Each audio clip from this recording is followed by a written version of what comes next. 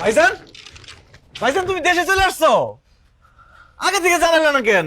আগে জানাইলে তো আমি অটো নিয়ে স্ট্যান্ডে আসতাম। বাবা মানিক, এই কয়দিনে তোর মুখটা এরকম শুকায় গেছে কেন? বিদেশ থেকে অনেক টাকা পয়সা খরচ করে আইসা আমি কোনো রঙ্গরসের কথা শুনতে আসি নাই মা। তোমরা আমার বউ লগে যা করছো এই জন্য পাগলের মতো আমার সুইটা আসা লাগছে। ও বুঝছি ভাইজান, ভাবি তোমারে খবর দিয়ে আনাইছে, আমাকে লিগে তোমার খুব তাড়াতাড়ি চলে আউন লাগলো, তাই না? ভাইজান তুমি অনেক দূর থেকে আইছো, তোমার এখন মাথা গরম, তুমি বসো, আমি ডাব কেটে দিই, মাথা ঠান্ডা করো, তারপর সবকিছু শুনে তুমি একটা সিদ্ধান্ত দিও। ভাইজান তুমি মাথা গরম করো না। এইখানে শোনাশোনার কিছু নাই। আজকে রাত্রে এই বাড়িতে সালিশ হবো, সালিশ।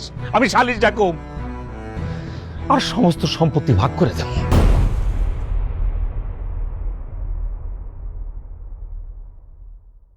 ভাইজান তুমি কি কইতাছো এইসব? তোমার দুটো পায়ে ধরি, তুমি বিচার ডাইকে আমাকে মান সম্মান এরকম নিলামে তুলো না। আমাকে যা আছে সব তো তোমারই ভাইজান। আমরা নিজেরা বৈশা কথা কয়ে সবকিছু ঠিকঠাক করে ফেলাম, সমাধান করে ফেলাম, তুমি কাউরে ডাইকো না ভাইজান। না পারুম না, যা হইব সালিশ হইব। মানিক, মানিক,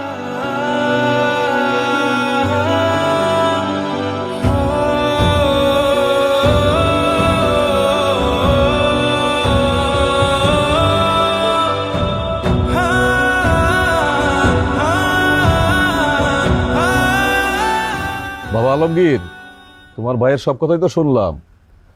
সে যদি তার বাবার সম্পত্তি ভাগ করে নিয়ে আলাদা সংসার করতে চায়, করুক। তোমার যদি কিছু বলার থাকে তুমি বলো। সে যদি তার বাপের সম্পত্তি ভাগ করে নিতে চায়, আমার আবার কি বলার আছে? আপনারা তো সবাই জানেন আমার বাপ এই ভিটা বাড়ি ছাড়া আর কিছু রেখে যেতে পারে নাই।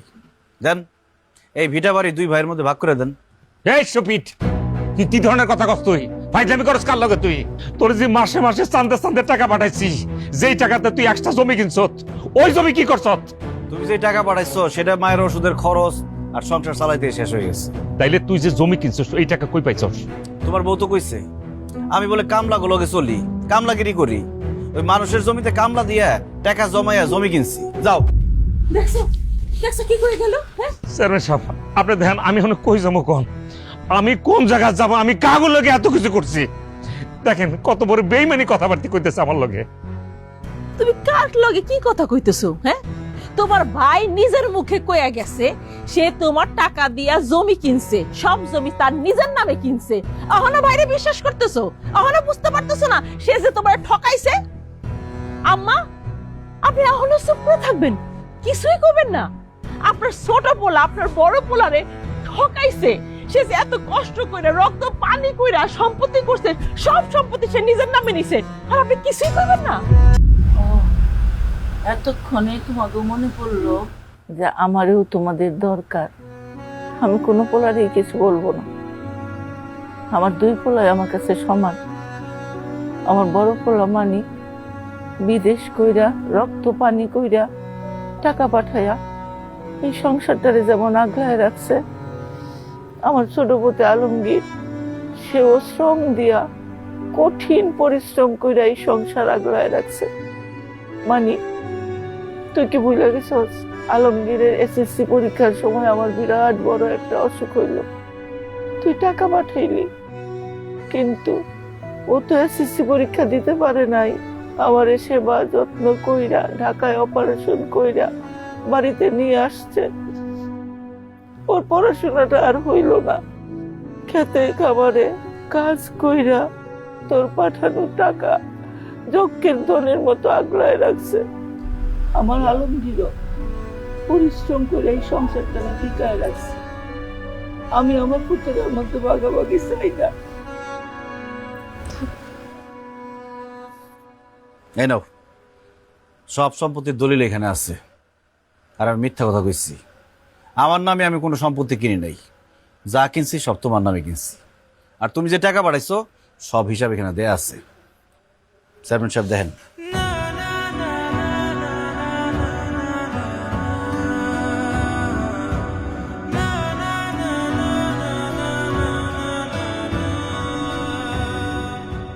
মানিক, তুমি আসলে আলমগীরে ভুল বুঝছো।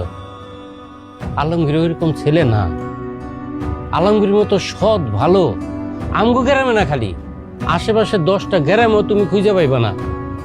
এরম ভাই ভাইতে ভাগ্য লাগে। তুমি যে টাকা পাঠাইছো, হ্যাঁ যদি ইচ্ছা করতো বেইমানি করে তোমার ঠকাইয়া নিজের নামে জমি রাখতে পারতো, কিন্তু সে তা করে নাই। তোমার নামে সমস্ত সম্পত্তি রাখছে। আমি সাক্ষী, আমি সব কিছু জানি। একটা কথা কই তোমারে, তোমার ভাই আলমগীর তো তোমারে ঠকায় নাই, তুমি আলমগীরে ঠকাইও না।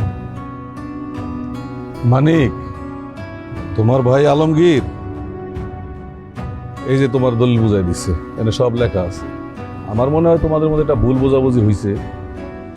তো এটা যদি একটা ভুল বোঝাবুঝির ব্যাপার, এটা পারিবারিকভাবে তোমরা সমাধান করে, এটাই আমি চাই। আমাদের মনে হয় এখানে কথা না বললেই ভালো। আমরা বরং আসি। চলেন আমরা সবাই তাহলে যাই চেয়ারম্যান সাহেব। ওকে, থাকো। থাকেন আপনারা ভালো থাকেন।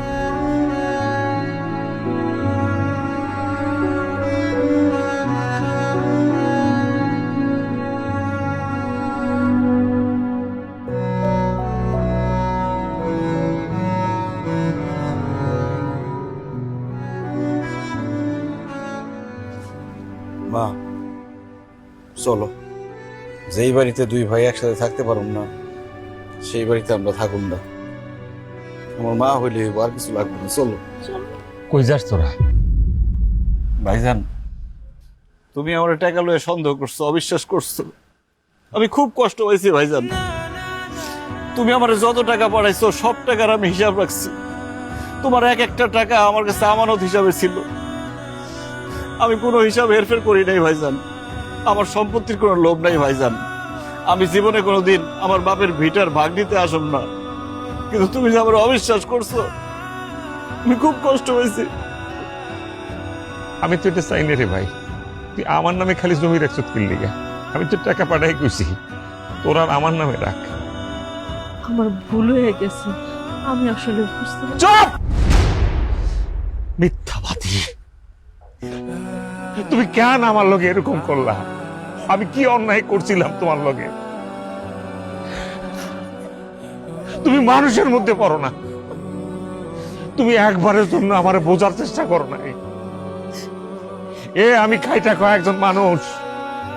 আমি যে প্রবাস জীবন কাটাইতেছি, আমি শরীরের রক্ত পানি করার টাকা দিয়া আমি সুখ খুঁজে বেড়াই। আমি তো এরকম একটা মানুষ। তুমি আমার মাথা পাগল বানায় যেভাবে বাড়িতে আনাইলা। এই যে টিকিটটা আমি কাটছি, তুমি কি জানো এই এত টাকার টিকিট, এই টাকাটা ইনকাম করতে আমার রক্ত কি পরিমাণ পানি বানার লাগছে? এই অমানুষের মতো কেন এই কাজটা তুমি করলা? ঘন্টার পর ঘন্টা তুমি আমার ফোন দিয়ে কইছো আমার মা এটা, আমার ভাই এটা কইতেছে। একটা ঘন্টার জন্য আমি ঘুমাইতে পারিনি। 12 ঘন্টা পরিশ্রম করি, 6 ঘন্টা আমি ঘুমাই। সেই ঘুমটা তুমি হারাম করে দিছো। তুমি যদি একটা বার আমারে কইতা, রিমা বাড়ি করলে কোনো টেনশন করো না, আমার উপর ছেড়ে দাও, নিশ্চিন্তে কাজ করো, বাড়ি ঘরের দায়িত্ব আমি নিলাম, এই কথাটা একবার আমার কইতে পারলাম না? প্রবাস জীবনের মানুষ আমরা কেমনে সময় কাটাই, কিভাবে কাটাই তুমি জানো না। কত পরিশ্রম করি জানো না? কার জন্য পরিশ্রম করি? তোমার জন্য পরিশ্রম করি, পরিবারের জন্য পরিশ্রম করি, আমার মা আমার ভাই এদের জন্য তো পরিশ্রম করি। এইটুকু বোঝার ক্ষমতা তোমার হয়েছে? আমি তোমারে বুঝাইতে পারবো না। তুমি আমার কত বড় ক্ষতি করলা। আমি কি অন্যায় করছিলাম বলো? তুমি আমার সোজা সাপটা কইতা, আমি সব তোমারে দিয়ে দিতাম।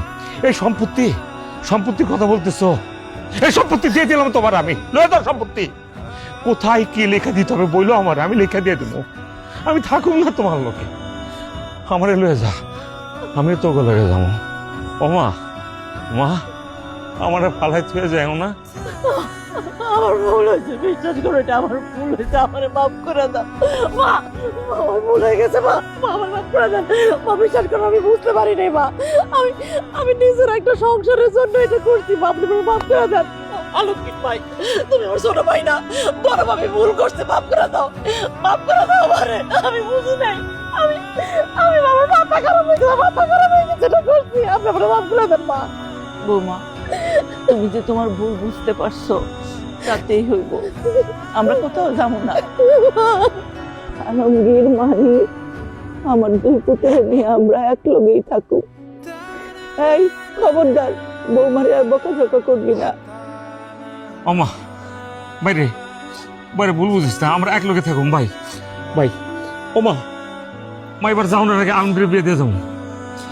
শালিকা তুমি রেডি আছো তো? আর কোনো দেরি নেই মা।